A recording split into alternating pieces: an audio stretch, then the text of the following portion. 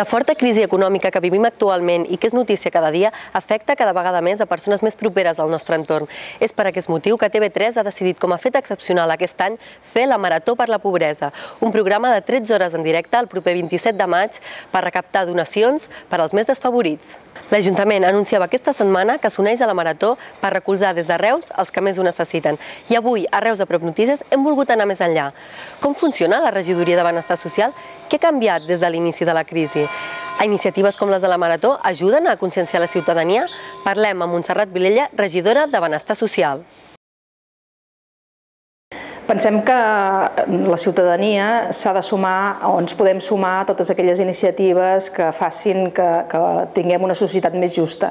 La Marató pensem que és una d'aquestes ocasions i l'Ajuntament de Reus ens sumem a aquesta iniciativa per tal de facilitar que totes les persones puguem col·laborar a arribar a les persones que més ho necessiten.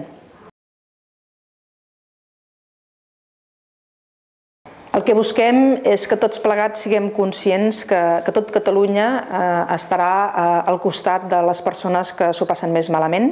Intentarem recollir els màxims diners possibles, però també sensibilitzar a les persones que avui hi ha una sèrie de ciutadans que estan en aquesta situació, però demà podem ser qualsevol de nosaltres. Per tant, és important que tots plegats puguem buscar-hi solució. La pobresa és un fet que viuen dia a dia moltes persones a la nostra ciutat i que malauradament s'ha anat incrementant durant els últims anys.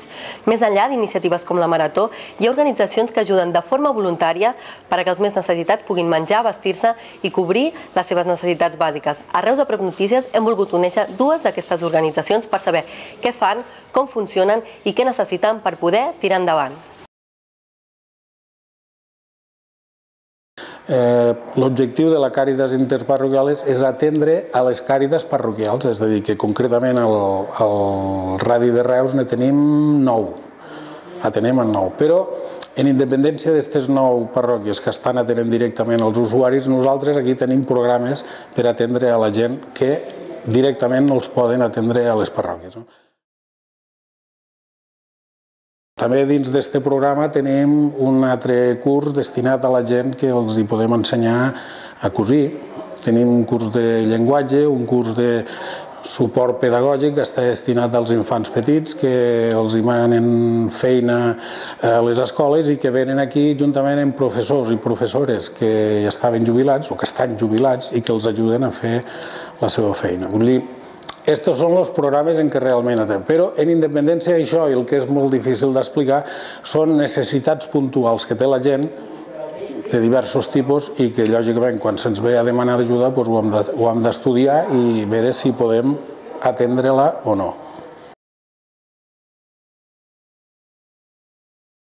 El paper del voluntari és ajudar.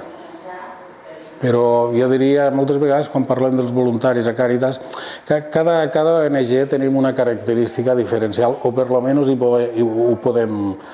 volem matisar, no?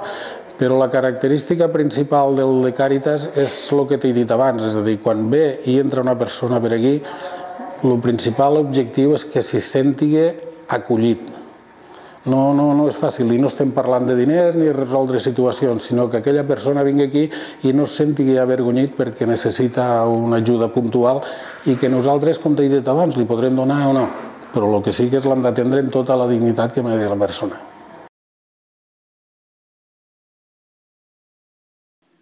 La botiga filigrana és l'única manera que té Càritas d'obtenir uns petits ingressos. Una botiga on ofereixen tota la roba que els ciutadans han donat a l'entitat i on les persones que ho necessitin la poden comprar a preus molt reduïts. S'arriba diguéssim, la roba, s'arriba a vegades amb maletetes, que també se les donen, s'arriben amb bosses molt curioses i així.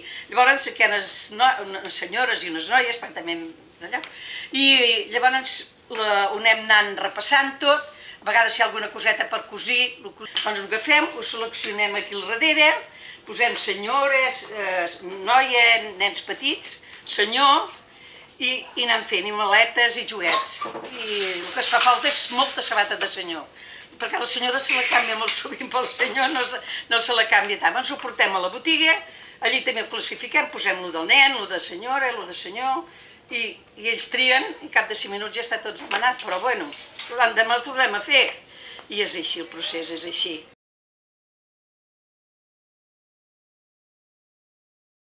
Recoger alimentos gratuitamente y entregarlos gratuitamente también a las instituciones benéficas. Nosotros no entregamos a particulares, porque claro, el control sobre las personas a las que dan lo tienen las instituciones benéficas.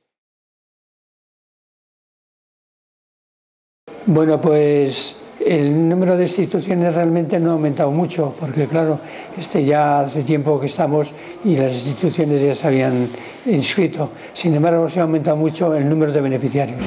Nosotros ayudaríamos a unas 15.000 a 17.000 personas y hoy en día estamos ya ayudando a unas 24.000 personas. En primer lugar, y de lo que más, la que supone el mayor volumen de los alimentos que repartimos, es de las empresas alimentarias de la provincia o empresas de toda España. Luego hay una parte muy importante que es el intercambio que hacemos entre los bancos. O sea que hay un banco que en un momento dado ha podido recibir una cantidad muy grande de unos alimentos que incluso que ellos no pueden repartir y entonces nos los ofrecen a nosotros.